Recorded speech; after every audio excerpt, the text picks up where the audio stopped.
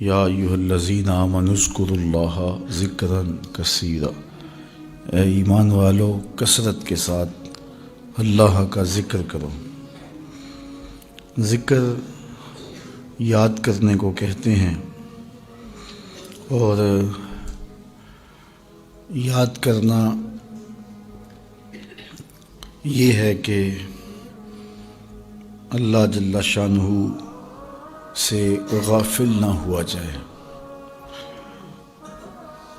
علماء نے، اہل تصوف نے، اہل لغت نے ذکر پر بہت کلام کیا ہے، لیکن سب سے بہتر بات حضرت شیخ احمد مجدد الفسانی علیہ رحمہ نے کی۔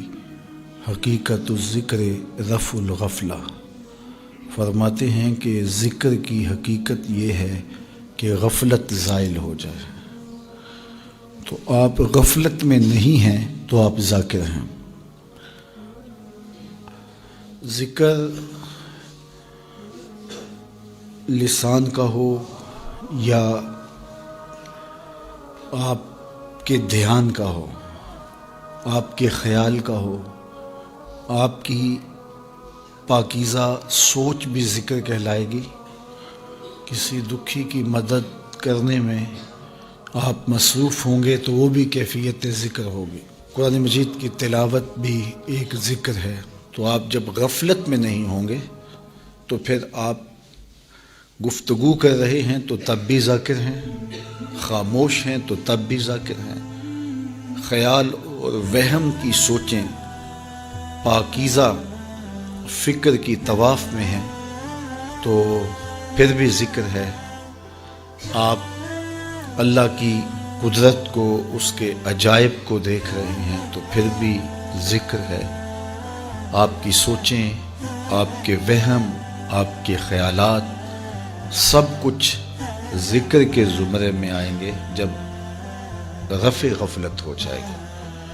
تو غفلت نہ ہو تو کیفیت ذکر ہے، اور غفلت ہو تو زبان ذاکر بھی ہو، بول رہی ہو تو وہ ذکر نہیں ہے۔ دل آپ کا اللہ کی یاد سے غافل ہے اور زبان سے اللہ اللہ بھی کر رہے ہیں تو ذاکر نہیں ہوں گے۔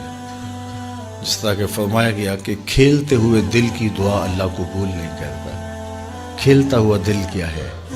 کہ آپ کی زبان دعا مانگ رہی ہو اور دل کہیں اور گیا ہو، دل میں کوئی اور خیال چل رہے ہوں، دل کی تمنائیں اور دل کی تڑپ کچھ اور ہو، اور آپ روٹین سے جھوم بھی رہے ہیں، اللہ اللہ بھی کر رہے ہیں اور دعا بھی مانگ رہے ہیں، دعا چل رہی ہے، آپ بولتے جا رہے ہیں، لیکن دل آپ کا کہیں اور کھیل رہا ہے، سوچیں کہیں اور ہیں۔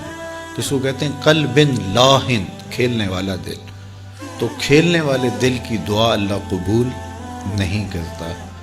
وہ اس شخص کی دعا قبول کرتا ہے جس کی زبان بھی بولتی ہے تو ساتھ دل بھی بولتا ہے، دل بھی ان لفظوں کے پیچھے کھڑا ہے، اور پاکیزہ فکری اور قلب سے غفلت کا اٹھ جانا، یہ وہ حقیقت کا نور ہے جو اللہ اہل ایمان کو دیتا ہے۔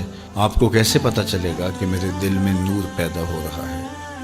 تو اس کا طریقہ یہ ہے کہ آپ کے دل میں نیکی کے لیے رغبت پیدا ہونا شروع ہو جائے گی، اور گناہ سے نفرت پیدا ہونا شروع ہو جائے گی۔ ہم گناہ سے رکتے تو ہیں، لیکن ایک کھچاؤ ضرور ہوتا ہے گناہ کی طرف۔ برائی میں جو دنیاوی کشش ہے اس کی وجہ سے بندہ اللہ سے ڈر کے رک تو جاتا ہے، لیکن پھر بھی اندر ایک طلب اس کی باقی رہتی ہے۔ اس طرح نیکی کرتا تو ہے بندہ، لیکن بعض کا اپنے آپ کو کھینچ کے لے جا رہا ہوتا ہے۔ لیکن جب اس ذکر کی کثرت کریں گے تو اس کا نتیجہ یہ ہوگا کہ نیکی کی طرف فطری رغبت پیدا ہو جائے گی اور گناہ سے نفرت ہونا شروع ہو جائے گی۔ پھر آپ کے سامنے جب گناہ آئے گا تو اس کو آپ ویسے ترک کر دیں گے، سہولت کے ساتھ، مشکل نہیں لگے گا۔ اس لیے ذکر کی برکتیں اس سے نصیب ہوں گی، اور یہ دل نور پاتا ہے ان اذکار سے۔ تو اس لیے ہمارے جو مشائخ ہیں وہ ذکر کی تعلیم اور ترغیب اسی لیے ہمیں دیتے ہیں۔